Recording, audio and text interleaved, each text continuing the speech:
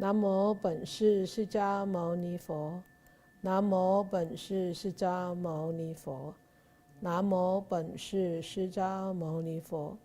We pay homage to our respected teacher, Shakyamuni Buddha.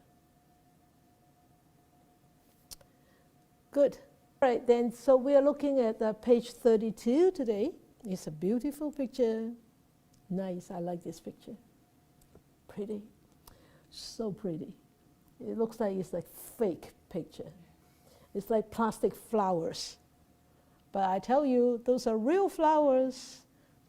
That comes from our tree called magnolia. One of the two magnolias. And yeah, I love this picture. It's so colorful, so vibrant. Okay, now your turn. The floor is yours. We have less people today, so... Okay, Jeremy. Hey, Jeremy. Okay, Jeremy and then Waifun. Jeremy first, yes. Thank you.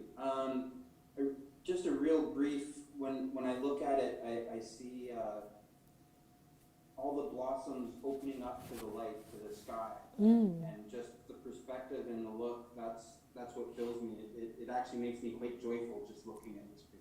I really like it. Yeah, it's just like, yeah, it's attracting towards the light, eh? Yeah, that's what I see in it. Yeah, absolutely. Nice, good. Nice, thank you. Okay, Thank you, Sik. Yeah, thank you. Waifun. Hello, people. I see this picture that the sparrow with different position on one branch. Yes. All branches together is very beautiful. We are stuck there in different sparrow and different posture. Yes. Different attitude like us. Yeah. I want to say, just like we do the volunteer work, and maybe all different people together, but if we do it our best, that we can blossom well. Good. Together. Yeah, good. Nice. Great. Thank you, Waifun. All right. Irene.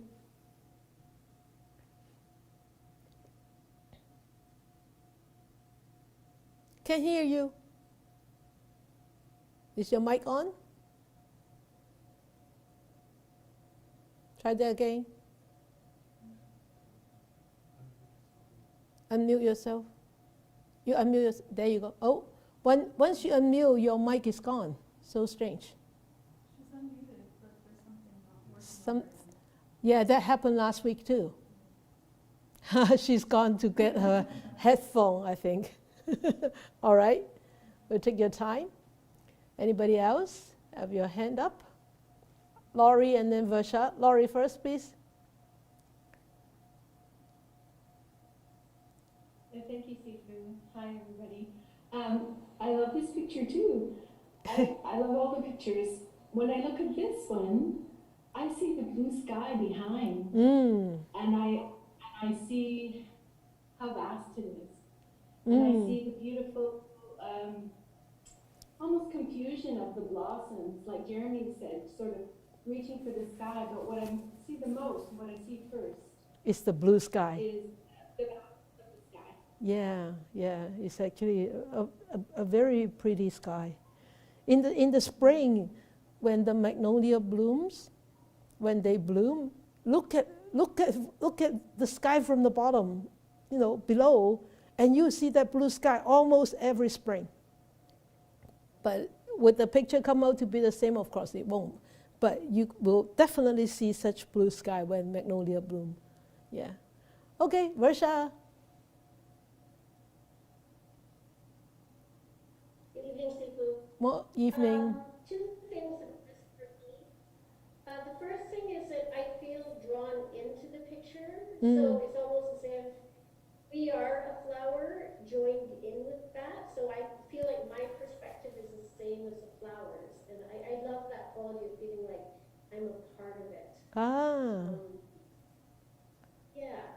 The second thing I really love is the translucency. It's sort of the petals are almost transparent, and that gives further sense of light and because of that, it's very uplifting, and that whole idea, again, Jeremy talked about that looking towards light. So Yeah, yeah, it's a yeah, beautiful picture. yeah.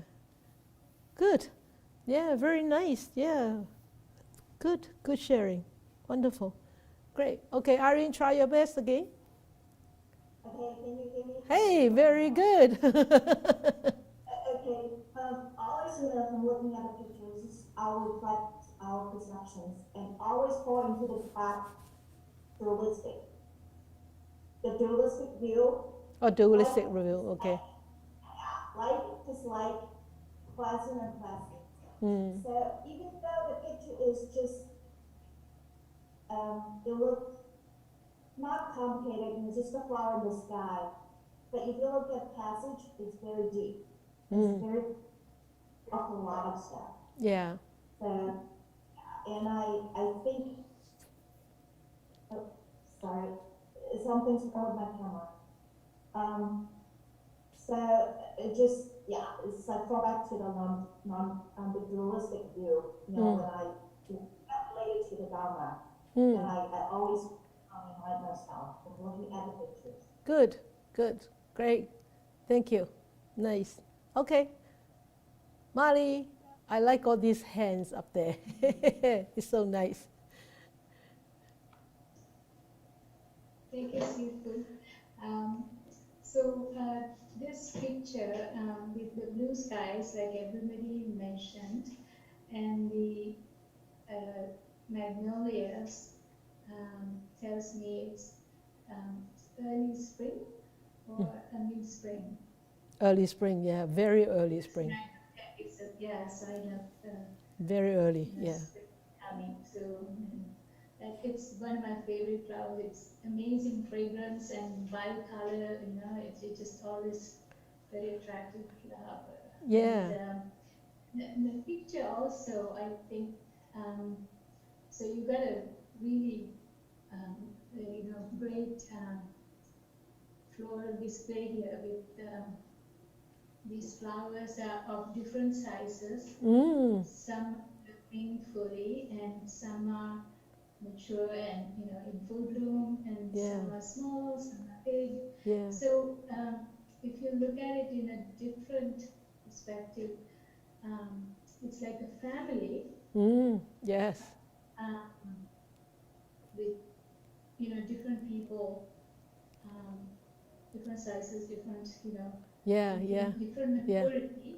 Yeah. So we can look at the human family the same way. Exactly. Some are mature, some are immature.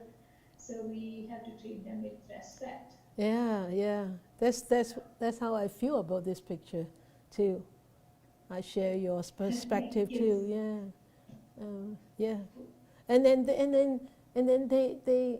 I feel from this picture is yes, they are all different, but yet they don't compete with each other.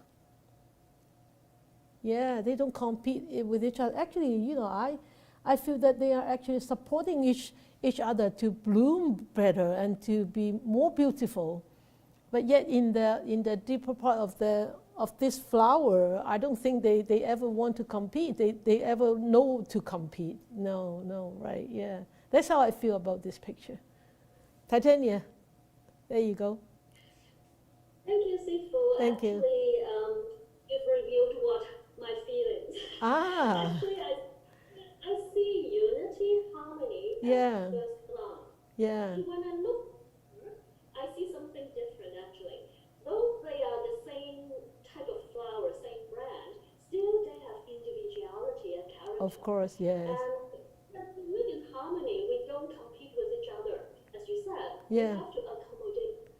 Yeah. Just to fit in the big picture. Yeah. So after all, I think we still live in unity and harmony. Yeah. In the end. Yeah. Great. We share the same last name. That's why we probably share some common views. That was my family names before I became Sikh. Yeah, Chen, C-H-A-N. Great. Okay. Michelle. Hello, good morning to you in Malaysia. You're still in lockdown? I think I probably don't need to work until August. Oh, can you fly out to Hong Kong? Oh, you have to quarantine for 21 days. Yeah. And then I probably cannot come back here. So Yeah, right. You're stuck. Okay. Because I haven't been working for almost 2 months now. Oh, okay. You still can put food on your table? You still have money to buy food? Yeah. Okay, good. Otherwise, we'll send you some money or send you some food. Okay. I think I have almost the same perspective with most of the people. Yes. The flowers are blooming beautifully. Yeah. I see happiness and prosperity in this photo. Mm-hmm. Each of the flowers are. Yeah. Great. Thank you. Nice sharing. Great. Good. Well, make full use of your lockdown to do more practice then. Yeah. Good. Thank you. Anybody else? Okay. Anybody here? In here? No? You always look at me like that as if you wanted to talk but you're too shy to talk. She always look at me like this, but with, 2/3 of her face is covered. I just can see the eyes smiling, so I always think that she wants to talk. Well, this time I'm a little bit scared because I'm opposite of everybody else. It's just very crowded for me. Very crowded. It's very crowded. It's beautiful. It's everything everybody said is very crowded. right on, but it's just too crowded for you. Yeah. It's not scary. This is how you feel. You don't have to be whatever. You don't have to be, but that tells you that's you always want space. You always want some space, and you might be a little bit scared of too many human beings. Yeah. Okay. Great. Anybody else? Are you want to say something? Yeah. Good. I don't know if I should say this. Since your wife has said that, you cannot say opposite. For me, just looking at this, I think of the Dr. Seuss, the story. Horton hears a. Can you hear him? All those. Yeah. All the flowers to me is like a little world on its own. Like Yes. There's so many. Yeah. I guess we don't see it, but there's so many beings Yeah. in each of those little balls. Yeah. Right. Yeah. And we don't even realize it. Yeah. These are invisible. So it's pretty crowded. It's pretty crowded too. So good thing that you guys actually are on the same page. So no more arguing tonight. Oh, I don't think it's crowded. No, I think it's very crowded. Okay, so what I see more, and I see a little bit more when I look at it. I'm looking at it because we have a TV on that side. So I'm not looking away from you, but I'm just looking towards the TV, at the TV. I see, the closest blossom. There's one on the left-hand side, the closest blossom. And you can see that the petals are actually curled up. And then one of the petals actually on the back is actually falling down. It's sort of like down. And then the other petals on the right-hand side, it's got a bit of blemish, brown blemish. And then the one on the right, on the left top, there's definitely a fly there. Yeah, there is a little black speck there. And definitely there is a fly there, maybe a fly or whatever. There's an insect there. From what I see, further looking at this picture is the closer you look, and you could actually look very close to anything, including a person. And if you intentionally look with with an intention, you will always find some shortcomings. Always. And I think it's actually so good to go with this passage because I just saw this. And with all these flowers, you can say that they are not perfectly beautiful. Perfect. You know, each one of them has a little bit of shortcoming, blemish. And when we actually amplify when we look at it, we amplify our thought, or we amplify whatever we see now being amplified. And it could be very difficult. It could be a challenge for us to stay balanced and equanimous and to accept those shortcomings, those blemishes. And we will start to say, oh, this flower is really not so beautiful because it's got blemish here, it's got blemish here, and it's got a fly here, and it's got a fallen petal here. You know, then we'll start to disagree with people. Maybe you say, oh no, this flower is not beautiful, this picture is not nice, and because it's got all those flowers are like this. So you know, that's how I see further in this picture. And it is true when we actually look at people, when we deal with people, a lot of times we actually start to see that when we get too close, when we become very close friends, or we become very close, not really friends, but very close, when we will start to see shortcomings, you know, in others, and then whether we can accept them is actually another level of another different thing. Yeah, this is my conclusion about my perception of this picture. Okay, and I think it's wonderful, you know, having all of you to share all this different perspective of this picture, and nobody mentions the leaves. I'm surprised nobody mentioned the leaves. There are leaves there, but the leaves are very little, and that is also the beauty of magnolia. Is all the flowers come first. You look at the most, it gives you the most beautiful of its own, of itself, to please you first. And then the flowers just withered away, and then there comes the leaves that last for a few months. But the flowers only last the most 2 weeks. If there is no wind and no rain, 2 weeks the most. Normally it lasts only for less than a week, right? Yeah, magnolia. But look at that. It's the whole tree actually give all the energy to the flowers. And the leaves say to the flowers, you can go first, I'll come second, don't worry.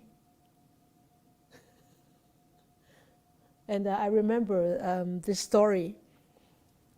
I don't know, some of you have actually attended my workshop about life and death. You have watched that movie, Tuesdays with Morris. I don't know whether you recall, there's a saying in that movie. What's wrong with being second? What's wrong with being second? There's nothing wrong with being second, right? But, you know, a lot of people always wanted to be the first, to become the first. What's wrong with being the second? And that's what the Morris said. And it's nothing wrong. And I remembered when the Canucks were in the Winter Olympic. Yeah, that was 2013. Oh no, 2011? Oh, Stanley Club? It was, yeah. Was it a big riot? But the Canucks won, right? No, the one the Canuck won. Oh, you're talking about the Olympics? The Olympics, Winter Olympics, I think. So we, 2010. Wow, you remember? That was Olympics. Yeah, we were sitting in the one day meditation course in the old Dharma hall, and we had 3 Americans who came from Seattle to attend the one day meditation course, and and then I think 2:30 or so, I heard this honking, and then no, not yet. During the break, before the metta, during the break, I thought, well, it's almost time to finish. Almost 3 o'clock. It's almost time to finish. So I wanted to check the results so that those people who come, those are hockey fans would know the result, right? But until the second that I was going into the meditation hall, I found out that actually Canucks won, and then we heard all this honking. So that was I think that was a very turbulent metta. But anyway, at the end, we asked people to share, right? These 3 Americans, one of them was saying, "Oh, we are second." I said, "Canucks won." He said, "Oh, we are second." And I said, "What's wrong with being second?" I forgot about Maury's film long time ago. That was way back. And I said, what's wrong with being second? You started with nothing, and you got a second. That's a big gift already. And he said, "Oh yes," right. So it's really nothing wrong. Come second. So the leaves, I saw the leaves too, coming second. To give the flowers, your head start first. Okay. So, and the passage that comes with it, I think, is really go well with it, is the most ideal relationship is to praise the wholesome qualities and forgive the shortcomings of ourselves and others. Okay, so you have anything to say about this passage? And yes, somebody have shared. Irene said that this passage just goes so well with the picture. Yeah, you want to say something else, Irene? Okay, there you go. And see about karma. Karma. Individual karma and also collective karma. Yeah. It's all about the relationship.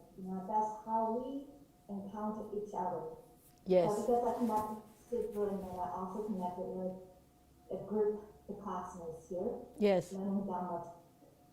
And I also seen the metta bhavana. Metta bhavana. Yeah. So the loving kindness and how to share, and you share with yourself first, and then so we have that kind of quality to share gift. And so the more you can share, the more you can forgive. Easier for you to forgive. It's not true. Not only yourself, not only others, but yourself. It's true. The more you share, the more you will be able to forgive. Yes. Very good. That is a very good point. Thank you, Irene. Thank you. Wonderful. Good. Anybody has anything to say about this passage before I go on?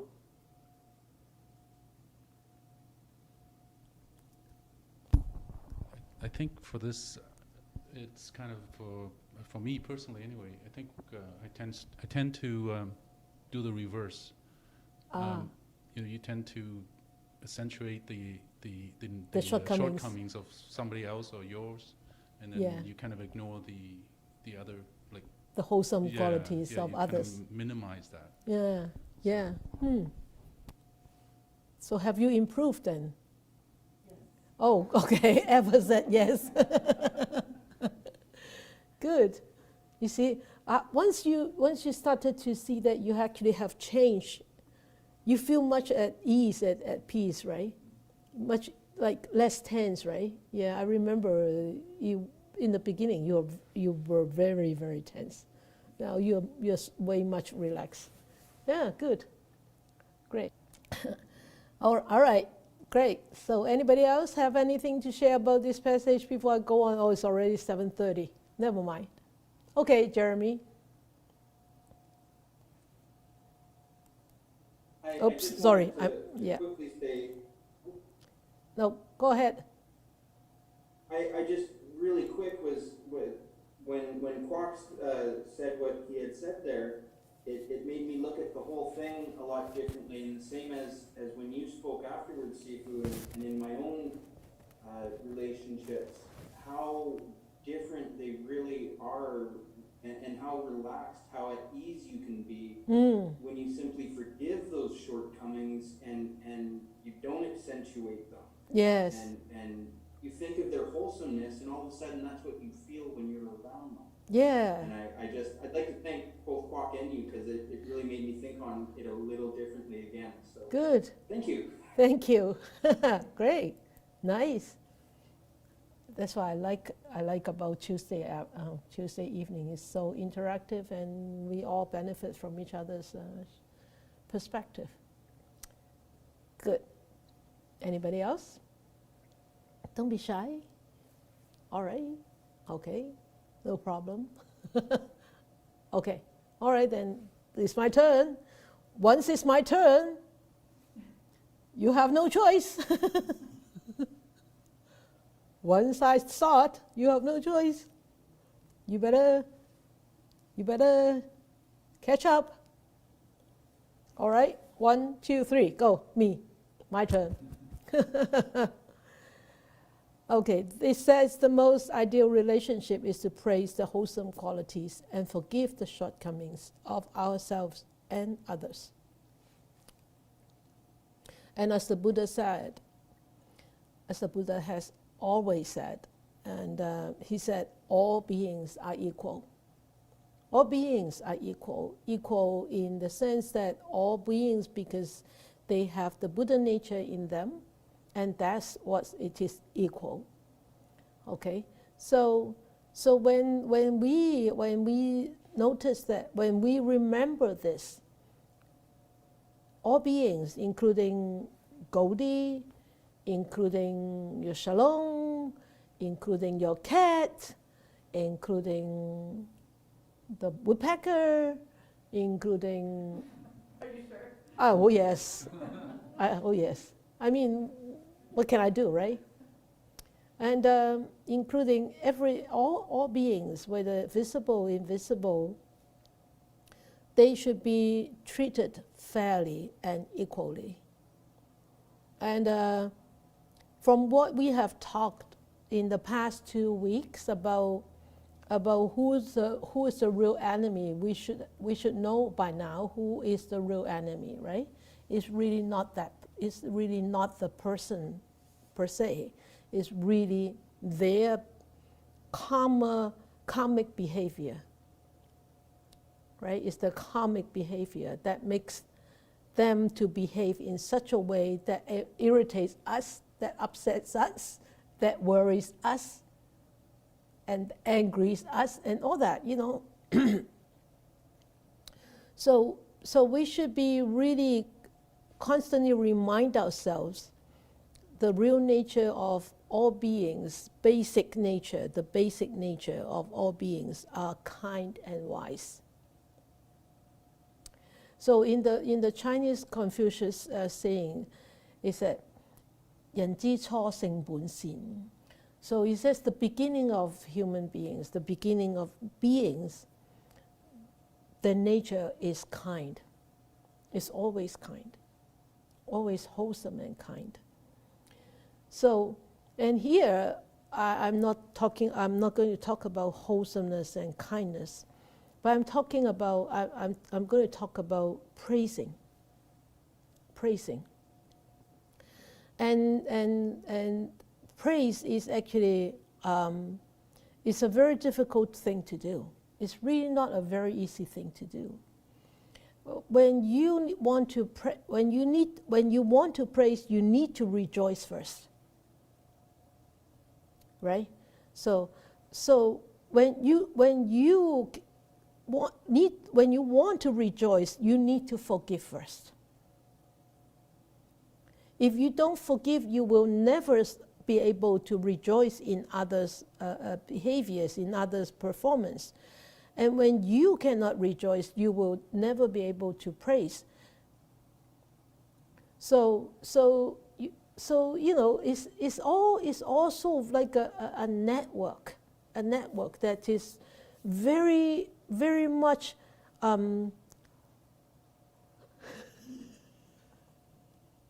hi.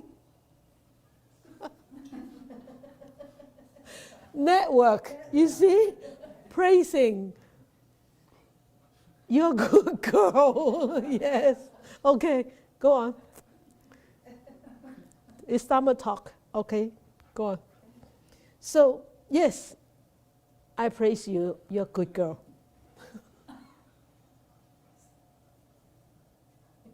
She always comes at the right time. She is actually a very strange dog. She understands what you're talking about. It's sort of like a Zoom mistake, but you see, she only comes at such a time. Last week she comes when I asked a question, have you ever made a mistake? She came. And today, this time, about praising. And she comes. And she's a very, very strange being here. Very strange. So rejoice and praise. I want to talk about rejoice and praise tonight. And of course, forgiveness, we actually talk about that indirectly. But rejoice and praise. I want to share with you a story first. Is when the Buddha was alive, you all have heard about him and the relationship with Devadatta, Thaipo Tato, his cousin. And Devadatta was a very unwholesome person, always wanted to actually to hurt the Buddha. But this time is talking about Devadatta. He was a person who really liked deep fried stuff, very oily things, and he loved to eat. So one day he ate too much of those, and he got a tummy ache. He got a tummy ache so bad, so severe that he started to chant Namo Buddha, Namo Buddha. Namo Buddha, Namo Buddha. So he kept chanting, and then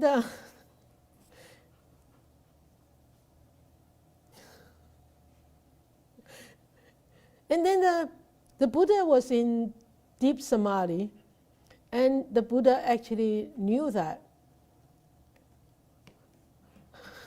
What do you want? I think you have to let her out. I think she wants to go out. Let her out. Yeah, I think she wants to go out. Okay. So he said, Namo, Namo Buddho, Namo Buddho. So the Buddha actually heard him in deep samadhi. And the Buddha, right there, his metta for Devadatta just came out. Rose tremendously. And then he used his supernatural power just to, within a moment, he was by the side of Devadatta. And so he put his hands on Devadatta's tummy and then blessed him with metta. And you remember, I think I talked about the drunk elephant couple of weeks ago. So the drunk elephant came and the Buddha just put out his hand like this, and the elephant just became tamed. And here, Devadatta, as soon as the Buddha put his hands on his tummy, he felt so much better. And then the Buddha gave him some salt water, and then he felt great. He felt better, and there was no more tummy ache. And you can see from here, the first thing that came out from the Buddha was loving kindness, metta. Even though Devadatta actually was not not friendly towards the Buddha did not remember, but the Buddha forgave him right there. Okay? So he, and because that metta to help him, and also the karuna, the compassion to alleviate the pain of Devadatta. Because of these two wonderful qualities of the Buddha, that Devadatta was cured. And why would the Buddha did this? Because why? Because the Buddha rejoiced in seeing Devadatta being well again. He was joyful to see that Devadatta had no ailment anymore. Even though Devadatta hasn't been, friendly to him. And after all, the most important thing is because the Buddha is very equanimous. He knows who needs help. It doesn't matter whether that is his enemy or that is his friend. So despite Devadatta being so unwholesome, being so unfriendly, and being so, vicious towards the Buddha, Buddha did not remember, did not have any of those affecting him. Because Buddha possessed all these wonderful qualities in him. So anytime anybody has any problem, or any student or any disciples or any monk, that Buddha would be, helping them with one or two or even four of his wonderful qualities that he always has in his mind. Do we have those in our mind? Once in a while we may have a little bit, but a lot of times we are lacking. So we need to look up to people, to look up to our past teachers, to look up to other beings who can actually present us with those wonderful qualities and see whether we can improve ourselves. So in the Mahayana tradition, there is a Bodhisattva. It's called Samantha Bhadra Bodhisattva Pusen Pusat. And Pusen Pusat actually, I like to say in Chinese, is easier to pronounce for me. So you all know Pusat, the last word, it means Bodhisattva. Pu, that means everywhere. To everywhere, to every being, okay? And Zen, that means wholesomeness. So sending wholesomeness everywhere to every being. That means that is what is meant by Pusen, okay? So Pusen Pusa has this tremendous bodhicitta, the bodhi heart, that he vowed to actually, he would be anywhere for any beings with metta, with equanimity. So, and the Zen Pusat, you can see he's riding on elephants, and this elephant is very peculiar. It's a very special elephant, and this elephant has 6 teeth rather than 2 teeth. 6, okay, and 6 teeth represents this 6 tusk elephant actually represents the 6 paramita or paramis. So if you have heard the Dharma sharing about on Zen Pusat, you probably remember we talk about this, right? So the 6 tusk actually represents the 6 paramis. Each one of them represents 1 parami. So we all know Dana represents, one tusk represents Dana, that means generosity. And the second one is morality, that's Sila. And then tolerance or patience, and then efforts and concentration, that means Samadhi. And then the 6th is Panya, wisdom. So remember, effort and concentration and Panya is actually talking about the mind, the cultivation of the mind, okay? And morality, of course, is the physical, the verbal and the physical morality. And dana is generosity, and tolerance is also a good quality to cultivate. So the 6 tusk, or you can call the 6 teeth, actually represents the 6 paramis that one need to actually cultivate. And you can see here, with Zen Pusat representing his vows. His vows has 10 vows, and these 10 vows actually could easily correlate with these 6 paramis, easily. So we look at these 10 vows very briefly. The first is to pay homage and respect to all Buddhas, and then to praise the Tathagata. You see, praising. To make abundant offerings, to seek penitence for all unwholesome deeds and karmas, and to rejoice in others' merits and virtues. The 5th one, look at the 5th one, okay?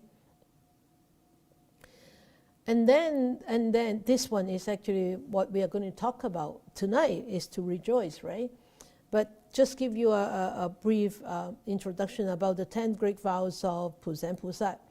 And the 6th one is request the Buddhas to continue to teach, and to request the Buddhas to remain in the world, and to follow the teachings of the Buddhas at all times, to accommodate and benefit all living beings.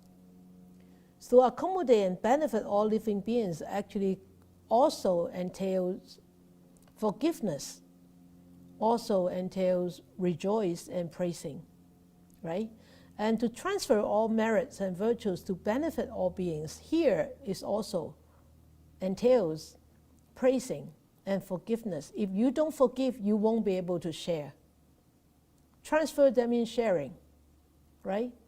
If you don't forgive, when I teach metta, and a lot of times with a longer metta, I will say, okay, for all those people that I have hurt, please I ask for forgiveness. Or for those people who have hurt me, I forgive. And a lot of times people tell me, or students tell me, that I can't forgive. When you cannot forgive, you cannot share.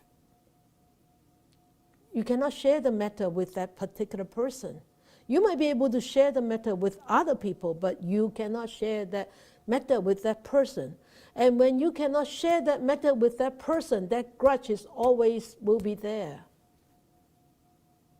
And you cannot untie that grudge unless you forgive. Okay?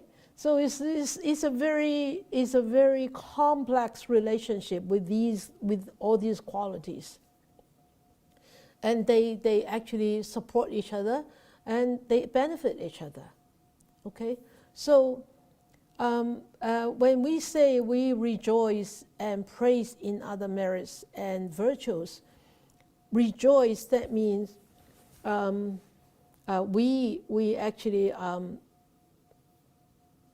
we are so joyful of people achievements, and we are not.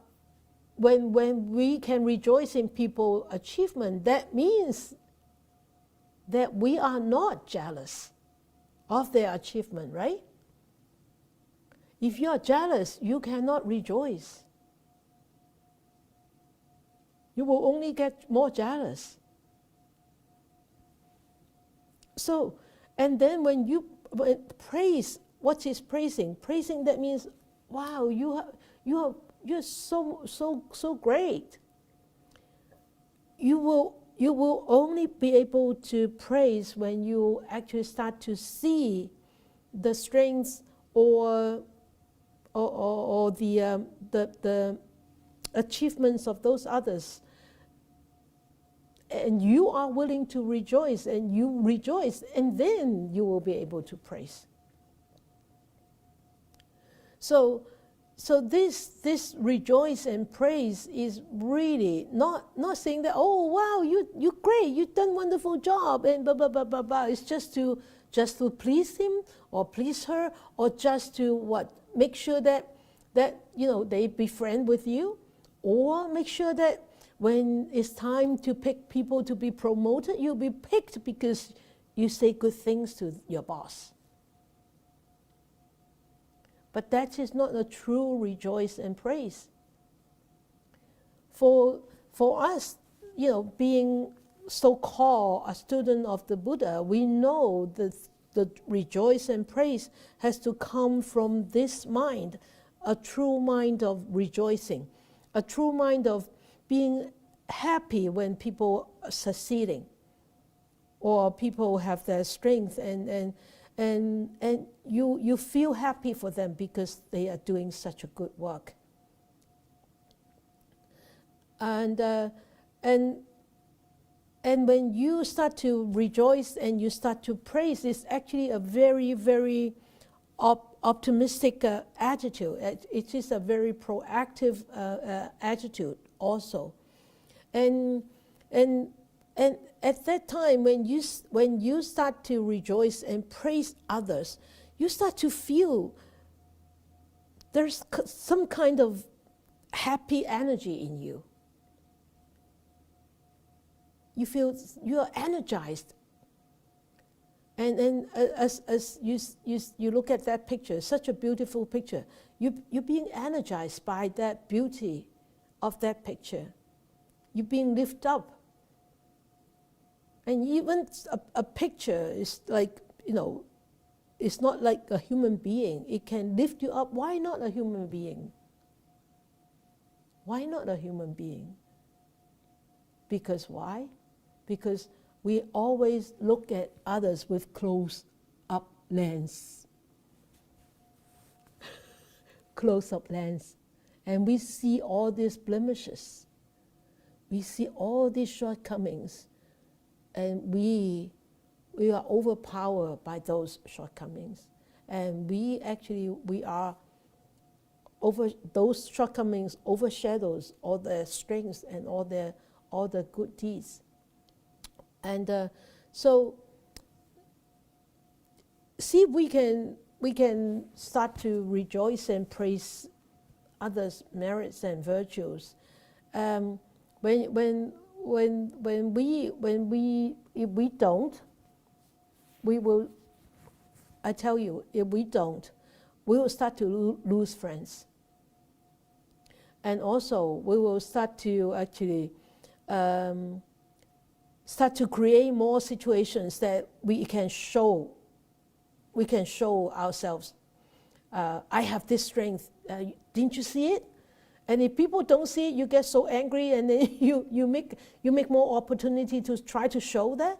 And if people still don't see it, you get so angry and so fed up. And then you start to distance from that person. They might be your good friends, but you see, because they don't praise you or you don't praise them, then that comes a time then you might lose that friend.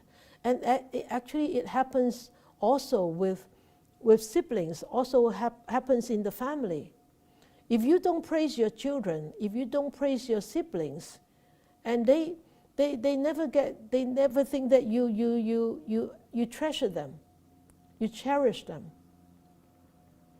And so, you know, especially with children, with kids, that's why a lot of Chinese parents, they think that it is very humble to say, you know, and sometimes I praise the child. Oh, your child is a good child. Is such a good kid, and Chinese parents are like that. They say, oh no, they are no good. They are no good. I said, you're bad. You're really not a good parent. Praise your kid.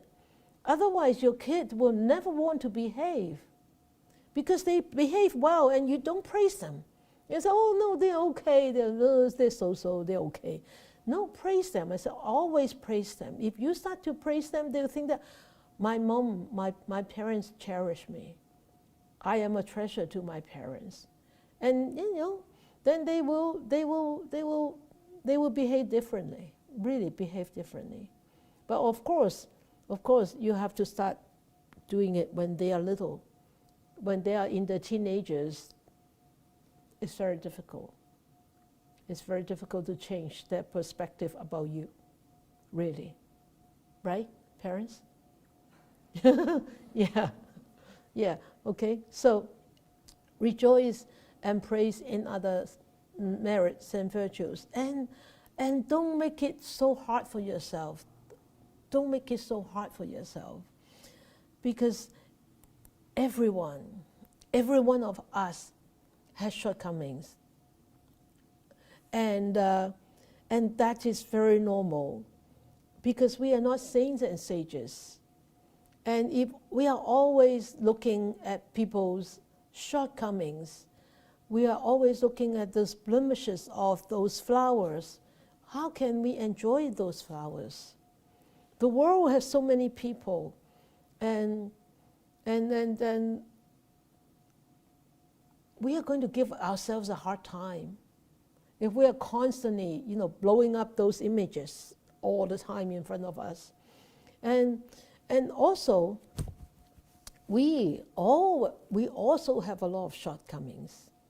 And we need to actually see those shortcomings and forgive our own selves, our own shortcomings. Otherwise, if we constantly look at your shortcomings and you constantly bash yourself. You constantly bash yourself up. And why? Why do you need to bash yourself up? Life is so miserable already. Life is difficult enough already. You don't need extra bashing. Don't beat yourself up that bad, all right? Okay? So remember, you know, people we meet, things we hear, is really not always pleasing, but it's okay. Because why? Sometimes people mean it, sometimes people don't mean it.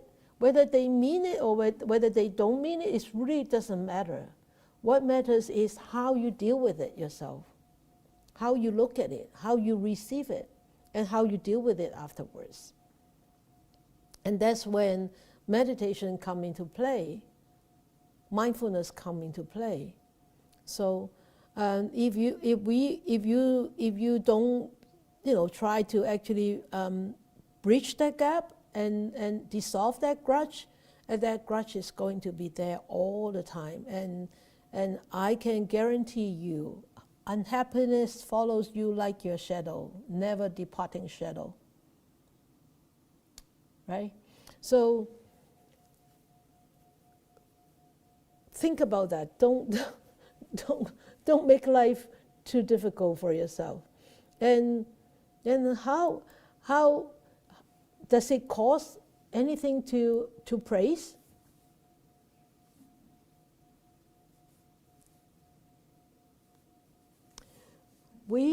Remember we used to pull the plane for 2 or 3 years. We pulled the plane. 3 years, right? 2 years?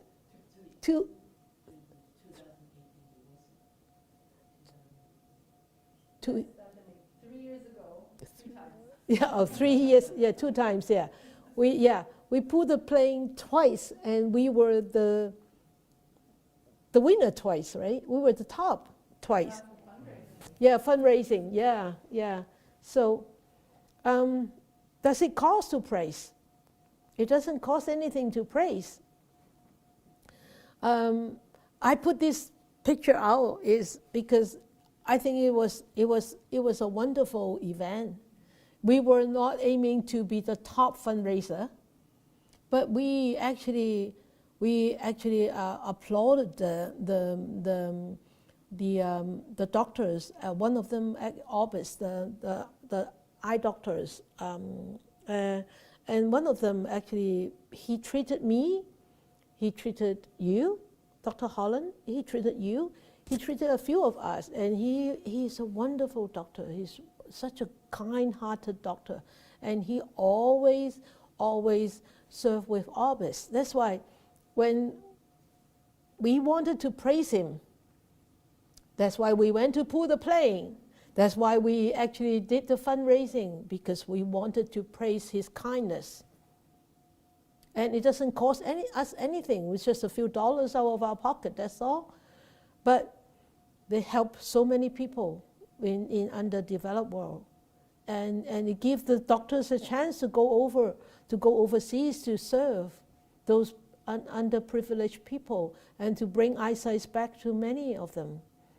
And yes, it costs us a few dollars, so what? We can use less, a few dollars less, but it was such a wonderful feeling to be there, right? And to actually rejoice. We rejoice in his merits, in his kindness so much. So when we rejoice and praise, you know, what do you get? When you rejoice and praise, what do you get? Do you think you get anything? What do you get, Titania? Happiness. Yeah. And also, it's like I am with the person. Literally, it's not just the person receiving, I'm also receiving at the same time. Great, wonderful, nice. So if you rejoice and praise their merits, you are actually, their merits being shared to you too. You see? So, you know, few dollars are physical money, but those wonderful merits, those wonderful karma always follow us. So we can weigh, do I want this or do I want this, you know? So, you know, do I want this physical money or do I want this praise and rejoice? So it's really, I think, of course, when you do something, it's, oh, I want people to praise me, or I want people, or I rejoice because I wanted all these merits, then you don't get any. Okay? You only do it selflessly, then you get whatever that person gets, you get that too. So remember, a rich life is not really just on physical wealth. A rich life is a life that allows us to constantly give and serve and to share and of course to rejoice and to praise and to be happy. And that is a life full of richness, right?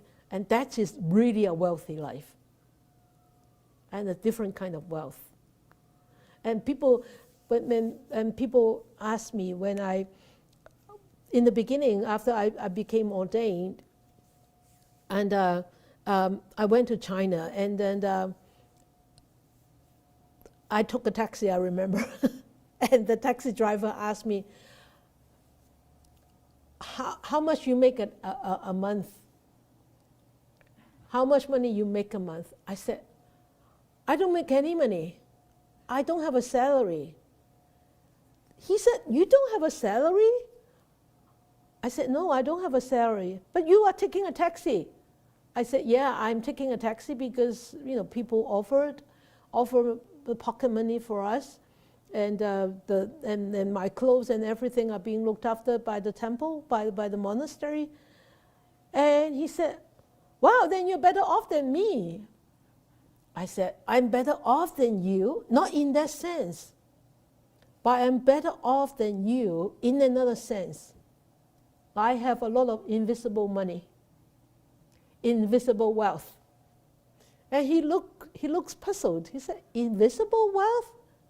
I said, yes, my pockets is always full. My pockets are always full. All this invisible wealth. What are the invisible wealth? The good karma, the merits, the virtues, right? Those are all the invisible wealth. And all of you can cultivate, can collect those invisible wealth. Start from now, after this Dharma sharing, start to praise and start to rejoice. Then you collect one gold coin each time. Put it into your piggy bank, and your piggy bank will be filled up very, very soon. You need a second piggy bank. Those are invisible wealth, and those can last for lifetime. Okay, so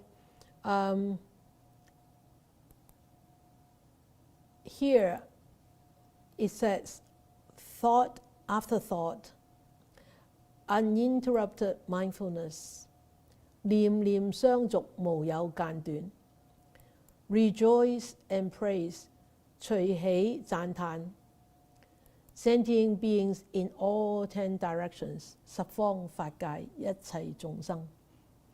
So when we try to maintain thought after thought with an uninterrupted mindfulness,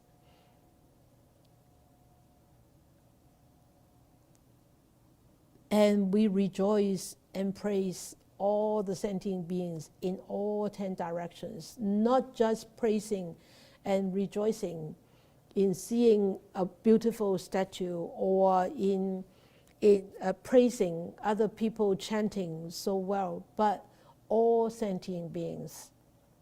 Just like I praise Goldie, you are a good girl. Okay, you go down. That is a praise.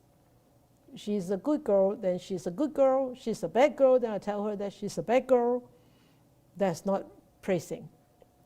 But even little good deeds that one performs, we need to learn how to rejoice and praise. Because why? I don't know whether you remember, in the Lotus Sutra, there is a Bodhisattva called a never belittle people Bodhisattva. What is his name in English? I can't remember. But he never belittles others because he sees that every being are future Buddhas. 常不輕菩薩, right? Remember 常不輕菩薩? I think it's on chapter 19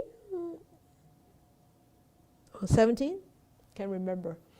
But 常不輕菩薩, so because he never belittled people, he never looked down upon people, he never looked down upon any being, because he said, all of you are going to be Buddha in the future. So those future Buddha we need to praise and rejoice. Praise them and rejoice in their merits and in their good deeds, okay?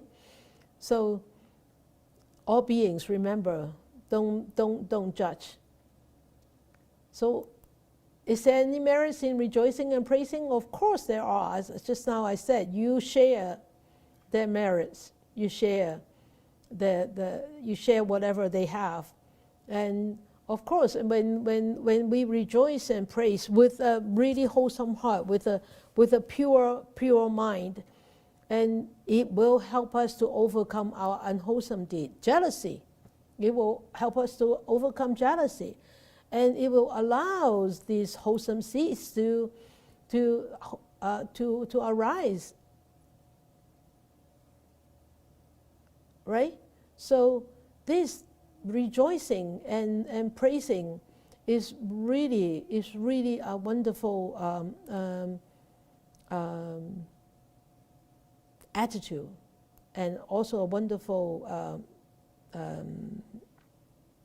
things to do. Because when we start to rejoice, as I said, we can actually put out that fire of jealousy. And also when we put out the fire of jealousy, we also will learn to become more humble. And when we put out the fire of arrogance, no, sorry, I correct myself. When we put out the fire of arrogance, we will learn to become more humble. We will put out the fires of jealousy. We will learn to become more embracing and more friendly. So those fires need to be put out. How do we put them out? Is to see the strength of others and to praise them and to rejoice in their behavior, in the good behavior, in the merits and the virtues. Okay? And so there is this Chinese saying is that when one is wholesome, even the blessings aren't here yet. The dangers are already leaving or already gone. 佢話人為善，福雖未至，禍已遠離啊。Oh, so when one is behaving in a wholesome way, even the blessings of the wholesome actions are not here yet, but the dangers that will be coming to you will not be there. And it says, when one is unwholesome, or when one is behaving unwholesomely, 人為惡, even the dangers aren't here yet. 禍雖未到, the blessings are already leaving, or the blessings are already gone. 禍已遠離啊. So you can see praising and rejoicing are wholesome behaviors. And if we would want our future to be filled with blessings, and our present not be challenged with dangers, we need to rejoice and praise more.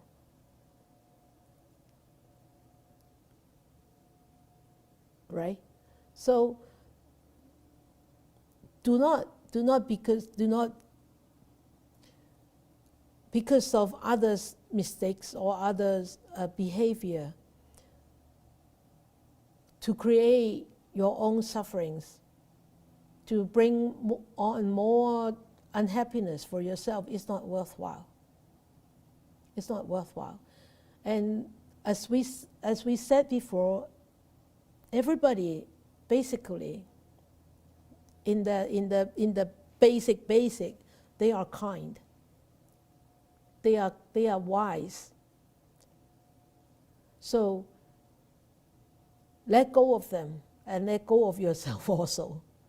And don't beat them up and don't beat yourself up also. Okay?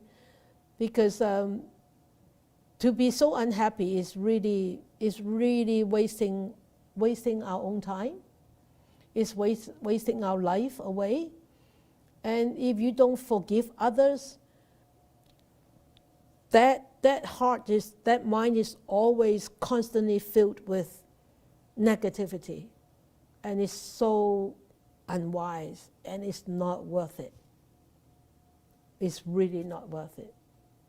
Remember Dr. Luskin, right? Luskin talking about forgiveness, and he learned that in a hard way, and we have all these great teachers to show us so many ways, not just the Buddha of course, but even these professors show us these wonderful ways to help us to alleviate our own sufferings. And we should we should really learn how to alleviate them, and how to open up and let go, forgive, and really forgive, and then you will then really forget. Otherwise, how can you become a happy person? Right? Praise and rejoice. Rejoice and praise. All right? That's tonight.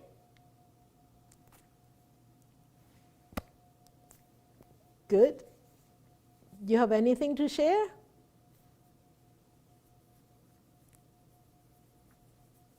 Anybody wants to say anything? Well, oh, okay, Jeremy, yes. I just wanted to express my thanks tonight. I'm not sure what the reason, but I really, really, really enjoyed tonight's talk. So thank you so much. Good, okay. Thank you.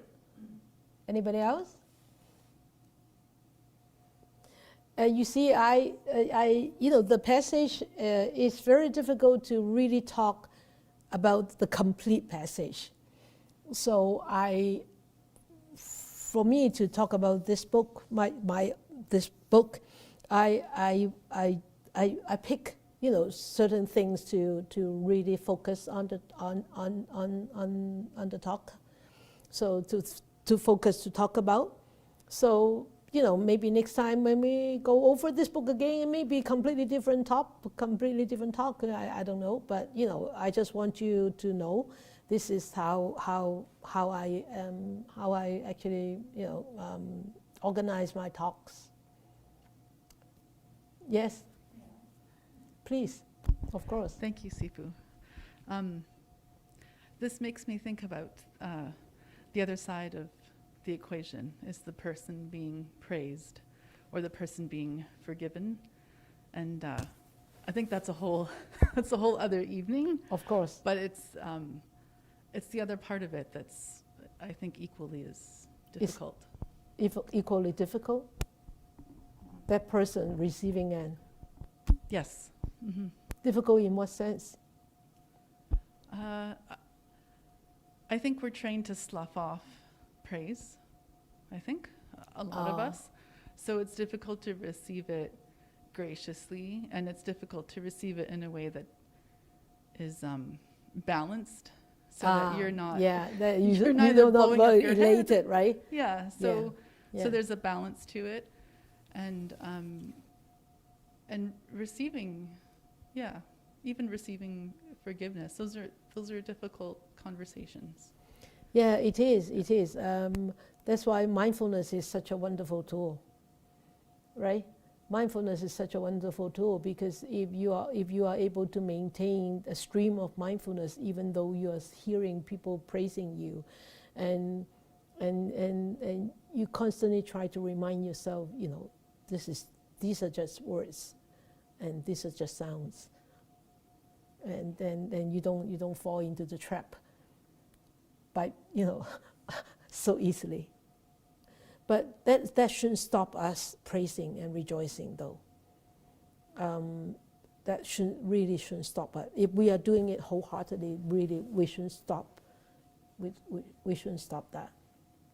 But if we are on the receiving end, we should be very mindful. Okay? Yeah. Yes.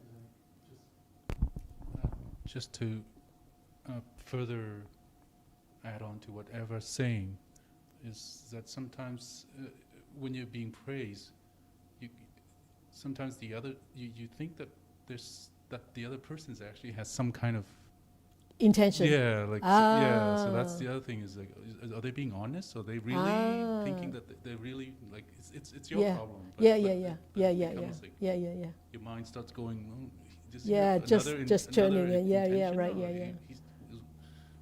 Maybe there's not